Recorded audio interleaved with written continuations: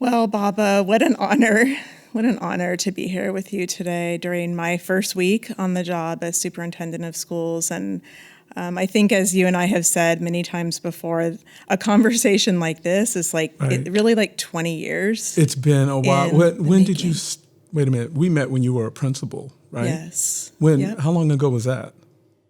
So I think we met about 20 years ago. I had been a teacher in the district. I came in as a teacher in the district right out of college, newly married, moved into the Long Beach community and just fell in love with the community, and was a teacher at Smith Elementary. Smith. Yeah, Smith Elementary. But it was a different school that we met at where you were principal. Yes. Right? What school was that? Yeah, on the west side of Long Beach, Garfield Elementary. Garfield. Yeah. Okay. A school, when I got there, this amazing community. It was 1,200 kids at the time. It's now, just to give you a perspective, it's now around 600 students. But a bustling place with beautiful families and a staff that I just loved working with. And we met while you were on a stage with students. I think you were doing some work for the Arts Council at that time. I was doing quite a bit of work. It wasn't called the Arts Council back then. Back then it was called Corporation for the Arts. It transitioned to the Arts Council some years later, but what I was doing at that point was we were actually touring schools. We had a grant to tour schools, and we were having them do folklore and presentations to like family evenings and things like that. It was a good time. Mm-hmm. It was a good time. I remember just was probably timid as an adult at that time in a way, and remember watching the students just circling around you and dancing and talking, and I think you were sharing instruments. And That's right. Before I knew it, the staff who was also present were just a part of what you were doing too. It's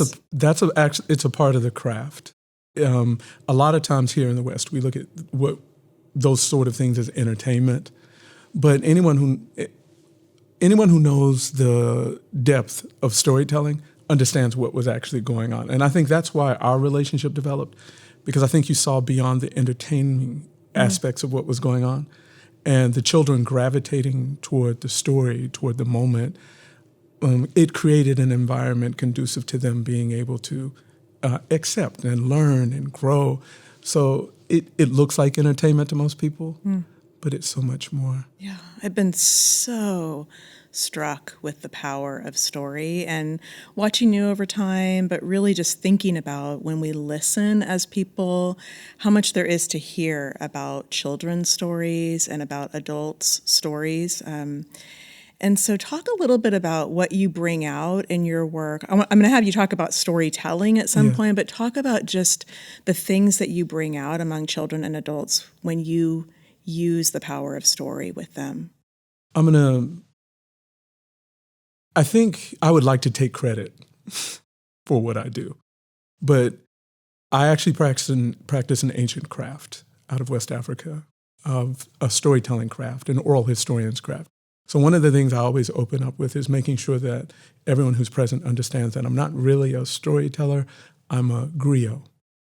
I am a griot. But in the English language, storytelling is the only word that even comes close. So I think what storytelling brings out, what these moments of intimacy through shared experience bring out, is I would call it an equilibrium of balance between personalities. Mm-hmm. I think with storytelling, we don't have a defense mechanism against storytelling, which is why no matter how old a person is, they're engaged wholly. And with this type of storytelling that I do, the objective ultimately is to have that person who is listening or who is with you grow a little bit in themselves, to show them the potential of who they are so that they can push a little harder or move a little forward. So that's the way I use stories. And a lot of times when I've gone to schools, everyone invites me for the students, and then it ends up being something that the adults love just as much.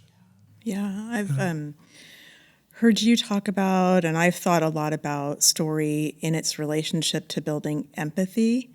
And I think specifically in my own growth as a human over the last years, just that ability to hear and to listen and to grow an understanding of somebody else's lived experience. And I can think of many conversations and people who I've sat with, and even those who I don't know personally, but in that listening to come to an understanding of a different lived experience than maybe I've had, and how much power that has in our own personal evolution. So once you know another human being's story intimately, you can't see them as an other. Once you engage another human being and you actually engaged in a level of focused listening where you feel what they say, then that alters your relationship to that human being. And that is the type of thing that we need to have happen more. We need a lot more listening, focused listening. And one of the things I teach when I'm working with the students or when I'm working with some of the teacher professional development is in some of the cultures, the indigenous cultures, how you say something, because their tonal languages are more important than what you say. And it's an aspect of us here who live in the West. We understand this, but we haven't given it as much focus, right? Because all of us have had relationships where we've asked someone, hey, how are you? And they will answer, I'm fine. You know, but we don't take the literal translation of their words, I'm fine.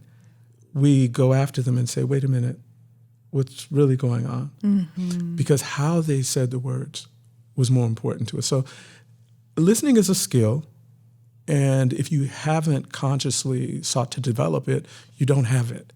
So I think that's one of the things that we shared is this journey toward becoming better listeners.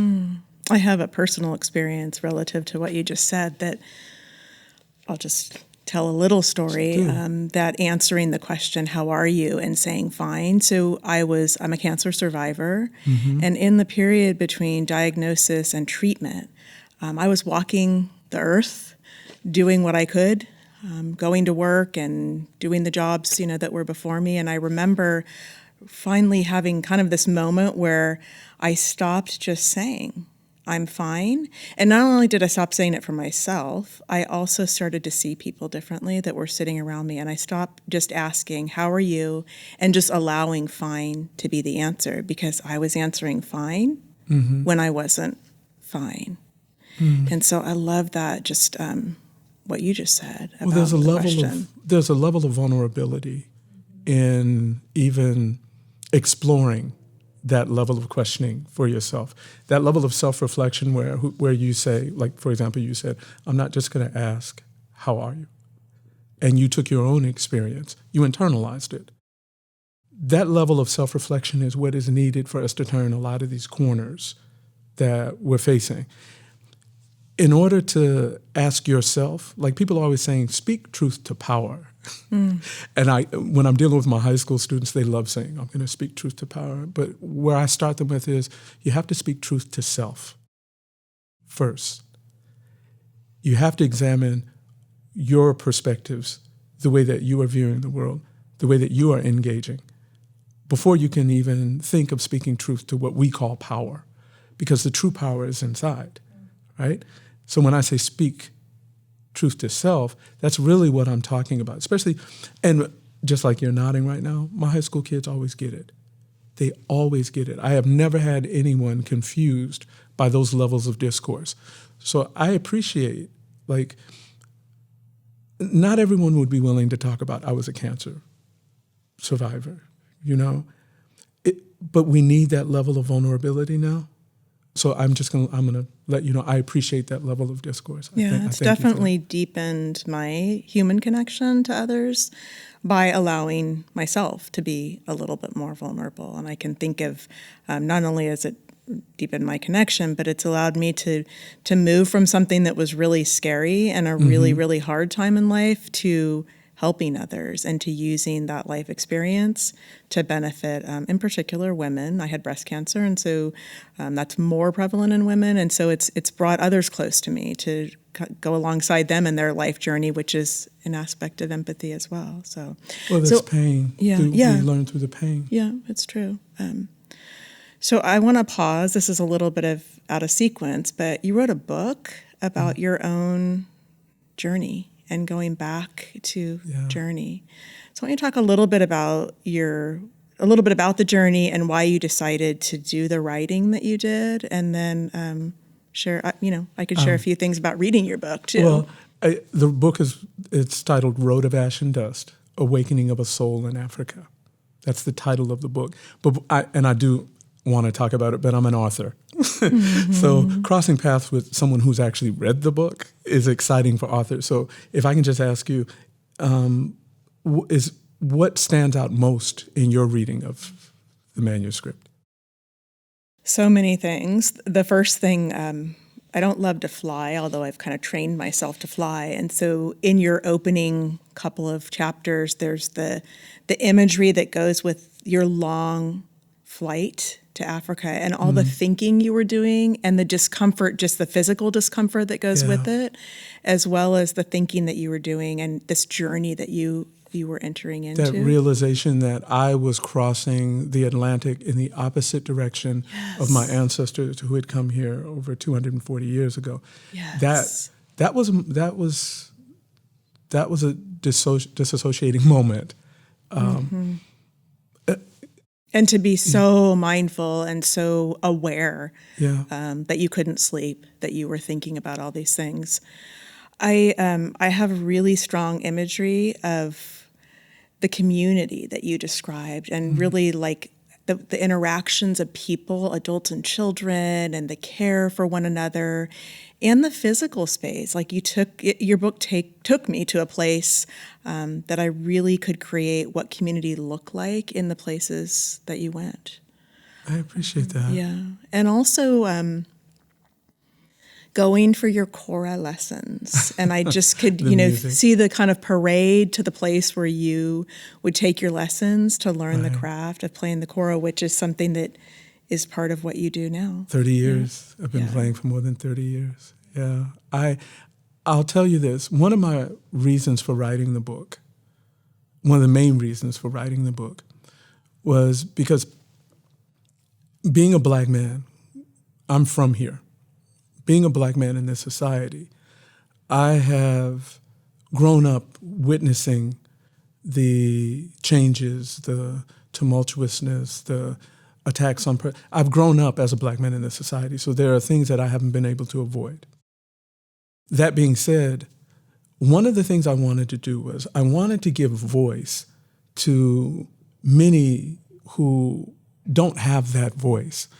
Like, you can find a plethora of books written by politicians, athletes, black athletes, comedians, entertainment personalities, rappers, you name it.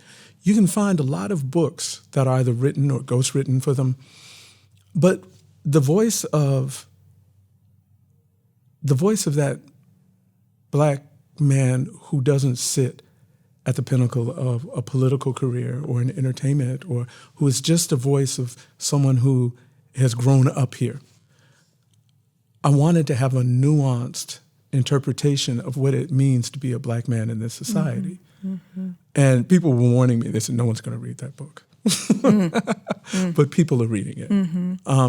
And the reason why I wanted to do that is because I still remember, even though I'm an older man now, I still remember being a child and sitting in those classrooms and having the experiences that I was having coming up through public schools. And that journey toward identity, constantly trying to discover, who am I, and not having society not quite offering you opportunities to answer that because of the stereotypes and because so many things that are put on us. So I wanted to put something out for the voices of those who are more like me. Yeah. That was the main reason for that. I mean, so I've named some really great images. I also think about the doorway of no return. Oh, that is a favorite and the for a lot of description and the words that you use and the way that you took us to that place.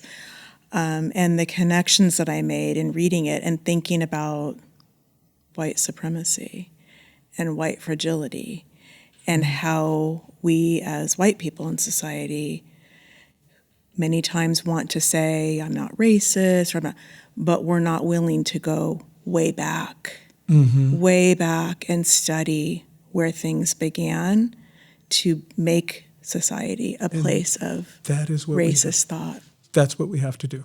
That is it. Look, because a white person isn't racist doesn't mean white people are not racist. I take a stance, one of my favorite writers was James Baldwin, and he used to say, color is not a personal reality, it's a political reality. And I expound on that quite a bit when I'm talking, especially to teachers when we get into these discussions on white supremacy and race, because that whole point of the doorway of no return was something I had dreamed of. I never knew. Being born here, growing up down south, I never knew that I would take that journey someday. But I fantasized about this doorway. And for, I guess a lot of people, I don't know whether they know or not. See, they have to read the book now, too. Well, okay. They need to read the book. But the doorway of no return in Dakar, Senegal, is on an island off of the coast of Dakar. And on this island, there's a mansion. It's a small, but at the bottom of it are the dwellings where they took men, women, children, and they even have a cell for infants. A cell for infants. And I had read about this when I was younger. So I decided if I can ever get to that island, it's called Gorée, I'm going to walk into that space, because the doorway of no return is the doorway that the enslaved human beings walked out of. It was their last touch to Africa.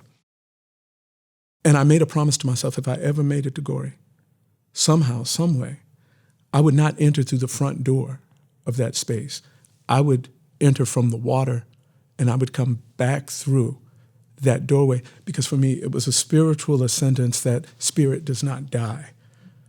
That even if my ancestors physically were not able to return, I, the embodiment of their gifts of their lineage, my heritage, I could walk back through that door.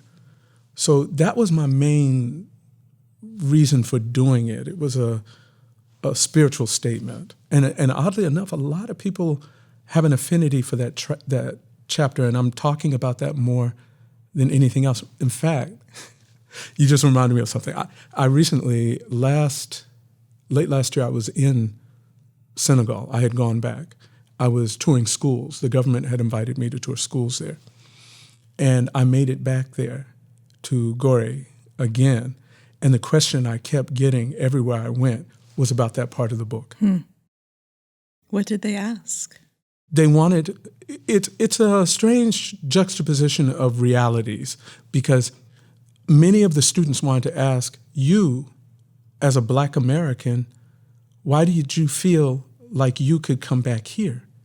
Because there's a disconnect of identity. And I spent a lot of time explaining that their ancestors were taken from Africa. And I know this sounds simplistic to those of us who know a little bit about history, but I spent time explaining their ancestors were taken from Africa. Those ancestors who were taken to the Americas are my parents, great-great-grandparents, great-great-great-grandparents. And I was finding ways to build cohesion between many of the students in the schools, between African Americans in this country, and their concept of who we are. Because we've exported a very distorted concept of Black Americans, of African Americans, and part of my work has been to fight that distortion. Yeah, so I wanted to ask you, and you've just mentioned it, that you travel internationally for study and for presentations and to be with all different people around the globe. You speak multiple languages. I just think about the beauty of the storytelling craft of Jaliyaa. And I wonder how you bring all of that international perspective and language and study into classrooms in Long Beach Unified. But we know that it's not the only place that you do your work. How does that come into the work that you do? And maybe how has it changed over time as you've changed over time? My work, it's purposeful. What I have been doing for the past 30 years is purposeful. my work initially, when I thought to create the idea of becoming a storyteller, it was based partially on a cultural understanding of my ancestry and my roots, but it was also based on many of the personalities that I grew up, and they were my heroes. For example, Paul Robeson. Paul Robeson toured the world. Brilliant human being. And he toured the world back in the early 1920s, up into the 30s and 40s. And he was an inspiration to me. People like him, who didn't let the constraints that the society sought to put on Black people hold them back. They didn't allow that, were inspirational to me. Women such as Ida B. Wells, right? Reading her works, her struggle against the oppression in this society, her journalism, impeccable. W.B. Du Bois. I mean, I could just keep naming people. Alex Haley's Roots was a book I read, and I think I was in what we call junior high back then. I think we called it middle school. But when I read Alex Haley's Roots, there was this connection to Africa, and there were these griots. So when I had gone to Africa, one of the main reasons I went was I wanted to learn about that griot tradition. I wanted to learn the oral tradition, the music, the storytelling. And when I began to learn it, it was like this huge epiphany went off. And I began to understand why our children, Black boys, Black girls, struggle in this educational system. And I was so excited to come back and to share and to say, I've got it, I've got the answer. Music isn't just music, rhythm isn't just rhythm. There's this tradition. I was excited about that. But I'm going to be honest with you, Jill. When I came back from Africa, no one wanted to hear what I had to say or what I had to give.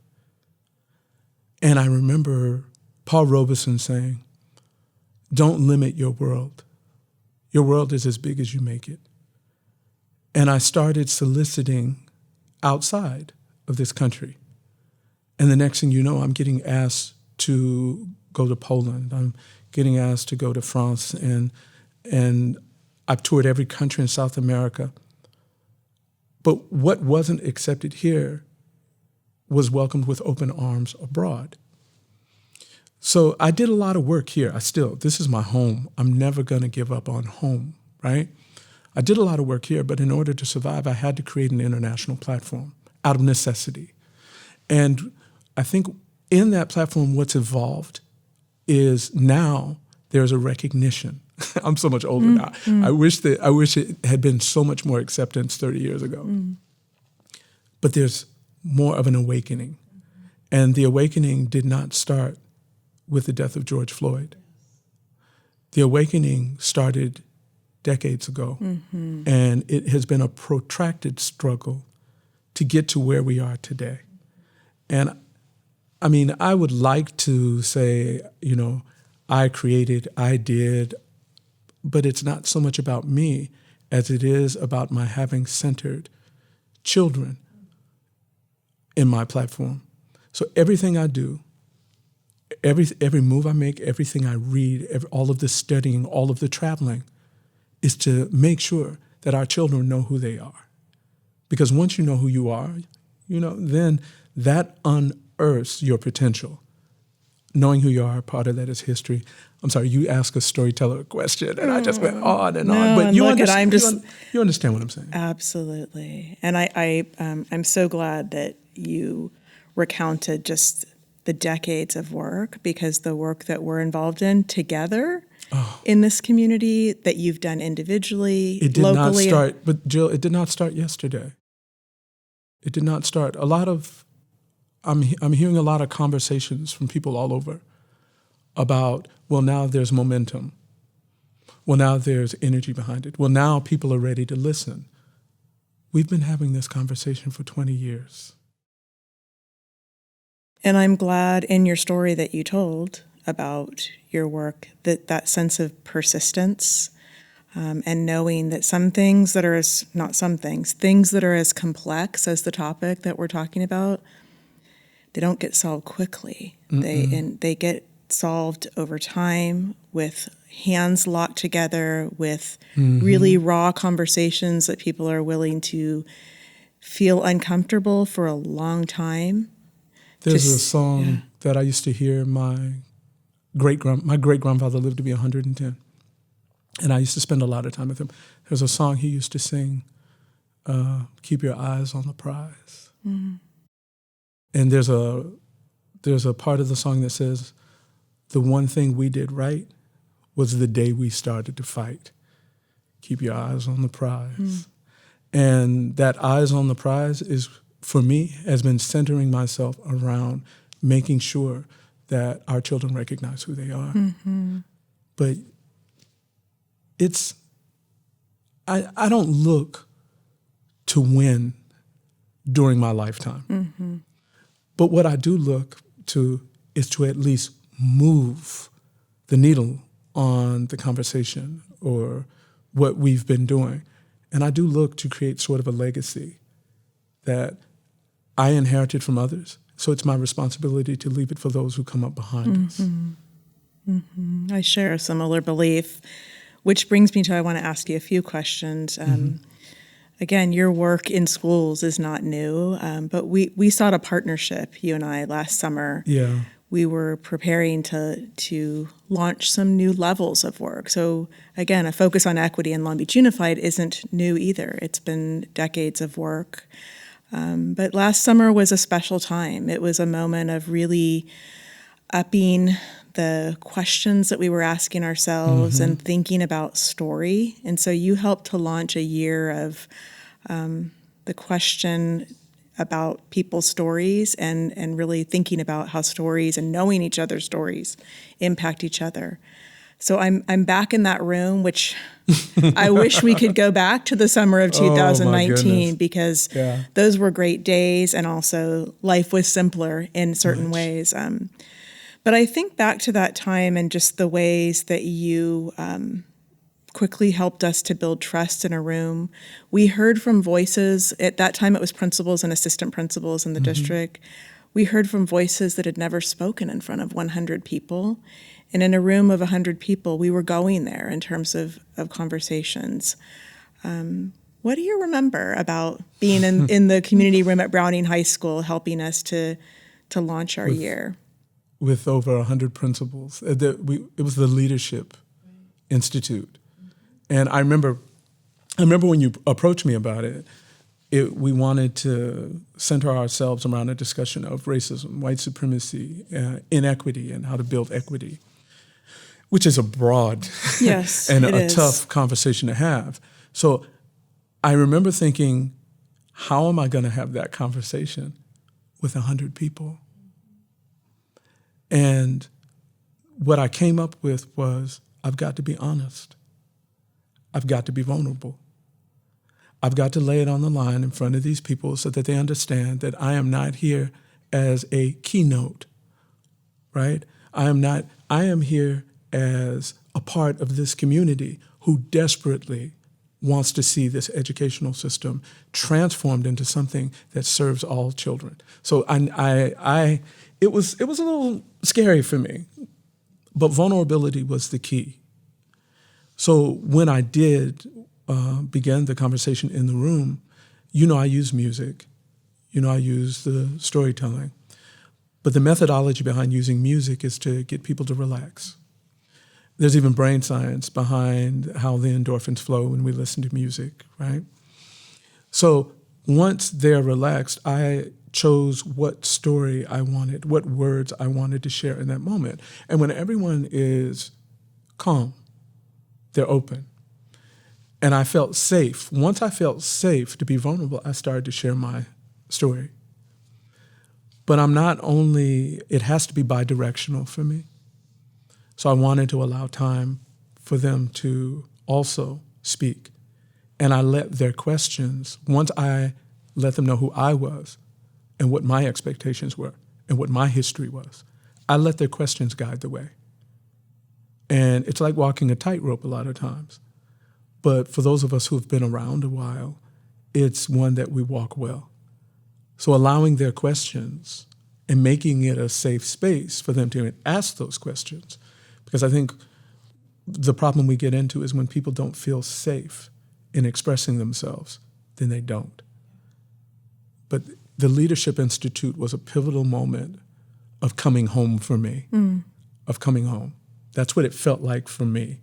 I've spoken to quite a few of the principals since then. I love the input I get. In some ways, I'm not going to lie, it fed my ego. It fed my ego. But overall, being able to continue those conversations past the day of the Leadership Institute was important to me. Yeah, I'm glad you said that too, because those 2 days were just the beginning. And so you've been out in many schools since then until we had to close schools on March 13th. So I'm going to ask you to talk about that in a moment. I also think about at that institute, I told, not as well as you can tell a story, but I told about the story of the Maasai tribe and the question that the elders use to gauge the health of their society. And as I understand the story to be a fierce warrior tribe that could be intimidating but the tenderness of the question that they ask to decide if all is well is, how are the children? And that's both what I understand it to be in the story, a greeting and also a measure of success in society. And so I asked the question of our principals and assistant principals, can we really answer that all of the children are well? And right now the answer is no. And actually today, on August 4th, the answer is still no. Right. And so I'm going to keep asking myself that question, how are all of the children?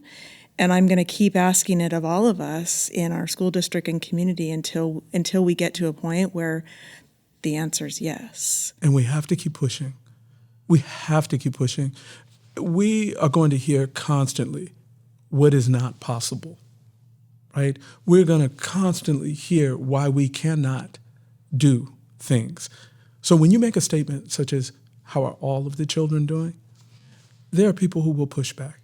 But you know what? If we do not set our sights on every single child, if we don't set our sights to make sure that every single child in this district is self-actualized and reaches their potential, and we put them in a place where they can grow to be who they are meant to become, if we don't at least dream and put energy behind that, then what are we really doing?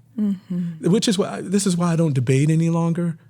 I don't have time to debate. I'm too busy working. Yes. I'm too busy doing the work. Yes. Over the decades, there have been a lot of personalities that have come and gone. And when the cameras come on, they come out of the woodwork. But one of the things I learned from my great-grandfather, he had a farm, and he would say, if you want to eat, you got to work, right? I've always kept that at the forefront of my mind, that if I want something to happen, then I've got to put energy and work behind it. So I've always avoided the camera. In fact, this is one of the few times I've actually appeared on camera again, because most of my work has been in the schools, with the children, with the teachers. And I haven't sought any attention or for that because I'm doing the work. I'm proud to be doing the work. I know. I had to twist your wrist to get you here, but I'm glad you came. Share a few highlights of the year, the work that you did with teachers. Specifically and with in Long students. Beach, Yeah, right? Share some Long Beach highlights. Just give us a few glimpses at things that really make you proud of the work that you did in this last year with us. There's so much. There is so much. And I hope some of the teachers, the principals, don't mind me calling their names out, because I have to give them credit for placing themselves on the line. Early on, there was Pilar Barocio. She is the principal at Bancroft Middle School. And she and I had a conversation, and she wanted to know, what could I bring? So we went all out there. I did work with every grade level.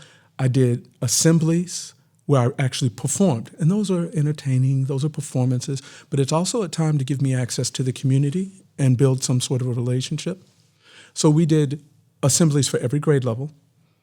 Then I started visiting classrooms of each grade level. So one day I'd spend the day going from 6th grade classrooms. Another day I would spend the day going to 7th grade classrooms, and another day 8th grade classrooms, all with objectives in mind of what we wanted to do. And I was also doing teacher professional development, all centered around creating a discussion, right? Beginning the discussion on white supremacy, racism, and the effects and harm that those things have.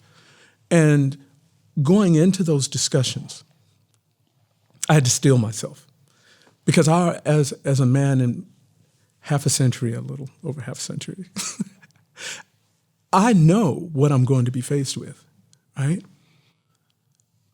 But it was surprising to me how many people were ready to have the discussions. There were so many teachers in some of our sessions. I think I went back maybe 4 or 6 times. We had some sessions where people were in tears. We had some sessions where, we had to put people back together when they were falling apart because of their own life experiences. We had some sessions where there was a little anger, but we kept the conversation going, because my job is to facilitate that, right? They were productive. They were highly productive. And when COVID hit, we didn't have the sessions where we went in as much, but we were having the conversation. And what I saw that was happening with the children, with the youth, was that they were being heard in a different way. And they were expressing that through their actions in school. I had parents coming to me saying, "You're that storytelling guy?" After school, because that's a sign of something. When children go home and they're excited to talk about something that happened in school, it lets you know that you're doing something right. So many of the Black children, it's wonderful when you walk into a class and you see the students and they sit up a little taller, they make eye contact, and you know that you're being effective. So, that was Bancroft. She also had an assistant principal. I think her name is Danette. Danielle? Incredible organizer. She organized a Black History Month event. And I had been performing and I wanted to take that opportunity to be invited to sit and to show the children that I could sit in the audience and watch them. So it was in the evening, and I went and I observed that. Incredible organizational skills on her behalf. I also worked with Bixby Elementary. We started a conversation with the teachers there on the same level, and we were moving through before COVID hit, building relationships. Also, I did all the assemblies there as well, and then I would have lunch with the children. During lunch, we'd go out and have lunch, and that was, let me see, oh my goodness, Browning High School. Dr. Felicia Anderson. Mm-hmm. I'm going to give some credit to her because she called me knowing what a griot was. And she said, "I want you to come to my high school. I'm going to gather all of the students, two different sessions, and we're going to put them in a circle, and I'm going to put you in the middle of the circle, and I want you to do what you do." I said, "Are you sure?" She trusted me. And that was an amazing thing. Once again, we had students who were in tears and identifying and growing, and it's a struggle, but that level of vulnerability that I have to bring to the table, people are offering it back. I don't know if I'm answering your question quite clearly, because it's not a thing. It's not a package. Right. It's not a neat packaged thing. It's a human experience that you connect people to the past. Exactly. You connect children to one another. Yeah. I don't want to forget Dr. Savio out in Avalon. She was in Avalon. I went to Avalon, and I had some incredible experiences with the high school students there, elementary also. There are so many people, and I know I'm not naming them all, but it's been an incredible journey. Well, have a couple more things I want to ask you, but just to thank you, I watched on social media after our schools closed how often you were connecting with staff and students from your own sheltering in place and really making time to continue the work, because that's who you are as a member of this community, but it made a huge difference. I did not say no to anyone who called, and that's a part of my legacy. If someone calls, you make it happen. So there was a lot of need when that hit. And if I'm in a position to be able to serve, then I'm going to serve. Well, and you didn't just ask them, how are you, and accept fine. You asked them, how are you feeling? What's happening for you? You know, what's going on inside of your body? What are you thinking about? Right. There's a policy with children.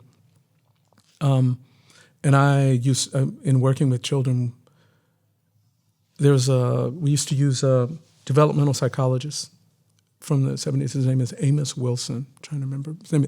And he specialized in the developmental psychology of Black children. And I remember I used to attend his lectures. Oh, I'm old. But I would attend some of his lectures when he would come here to California. And one of the things he used to say is, when you hug a child, let them release first.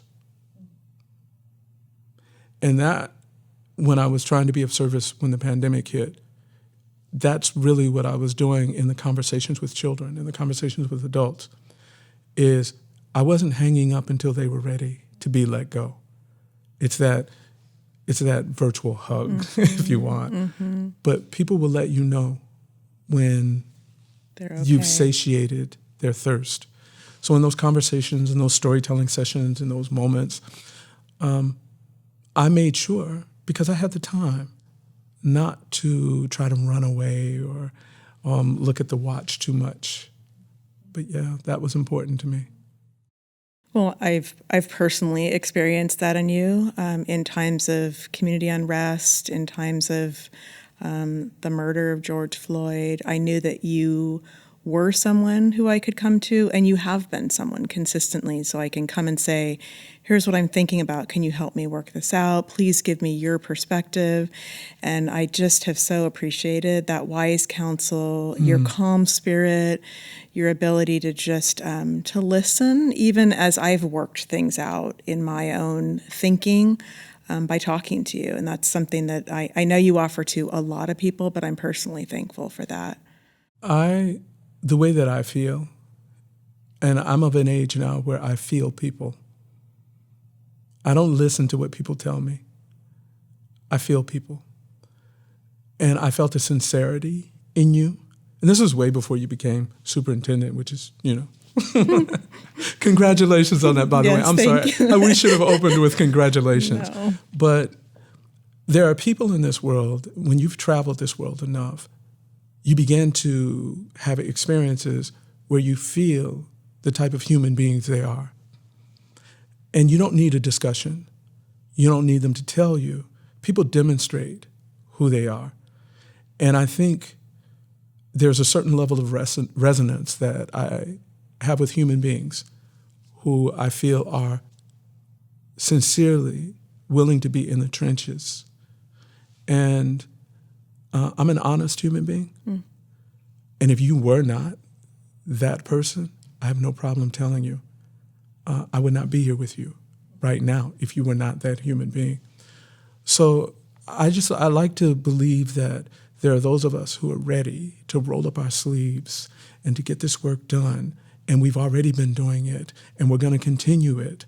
There is a paradigm shift that is going to happen whether we want it or not. Can I just give you an example of something? Because you talked about George Floyd, and I feel a little pain. Not a little pain, I feel a lot of pain. I have had a lot of George Floyds in my life. Going back to my childhood, all the way up through now, I've had a lot of George Floyds in my life. I mean, we can go back before Emmett Till. I have had family members personally who have been lynched, and they're a part of my family history. My grandmother was forced to watch a lynching of her favorite uncle. So the reason why I'm putting this forth is because I think people need to understand where we're coming from. So the reason why I'm saying this is it's not as simple as what I want or what you want. It's so much more complex than that. So having in my psyche so many of these George Floyds, and for example, in 1990, I sometimes I still dream about this young woman, Latasha Harlins. She was a student in 1990 who was shot and killed purchasing some juice at a local store. A lot of people have forgotten her name. I have not. So all of these images that I live with, all of these people who are no longer here, I have an obligation, because I'm still here, to make sure that I live their legacy, that their names are not forgotten, that the children who are coming up now, right, recognize the sanctity of living and life. So I didn't mean to take us there, but when you mentioned George Floyd, it's difficult for me. It's difficult. I just needed a second. Yep. Yeah, take a second. No, I'm good. But I mean, that leads me to, I guess, my last question for today, which I wish we had hours, is just thinking about, you've seen my journey over time as a teacher and a leader in the school district, and you're with me during a really important week as I kick off this job of being superintendent. So I'd just love for you to offer any advice that you have for me around my work. And then if you have a story, a story that you'd love to tell to lead us to closure, that would be great. I'm laughing because you remind me of when I was young, Malcolm X and Muhammad Ali were friends. And a reporter once asked Malcolm X, he said, what advice do you give Muhammad Ali when you are together? And Malcolm said, I don't give advice. He said, I counsel, but I also seek counsel. He said, our relationship is a relationship of equality. He said, so he explained that when he would speak to Muhammad Ali, they spoke as equals. I have no advice for you. What counsel do you have? Let me change my question. I would tell you to suffer the slings and the arrows nobly, and understand that your journey, your path, you are on it, and it is a part of your purpose. And if I were going to just leave you with something before, and I know you want me to share a story, so I'll share a story, but if I were going to leave you with one thing, I mean, music always comes to mind. You know, on my way here on the radio, there's a song by Marvin Gaye that came on, Save the Children. I don't know if you've ever heard it. It's not one of his more popular songs. I think it was a B-side song, but I grew up hearing that song. And there's a refrain in the song that he continues to ask over and over, and it's, who really cares? Who really cares about our children? So I would say on your journey, that's something that I would love for you to keep. And you've already done it, but how's that? Look, the one thing you did right was the day you started to fight. Keep your eyes on the prize. That's all I would say with you if I'm counseling you. Thank you for your wise counsel. A story. A story. I had thought of a story that I use a lot when I travel internationally. Actually, it's a story in French, and I've never told it in English. But while we were talking, something else came to mind. So when I was young, starting first grade, it was late 1960s. I think it was maybe 2 years after Martin Luther King had been killed, 69, 70. I was 6 years old. And we lived in a housing project in Central Texas that was affectionately called the Bricks. The Bricks. And we went to a school. The school was called Eastward. And it was during that period of integration, right? So everything was new still. Even though Brown v. Board occurred in 1955, in Texas, it was still new, right?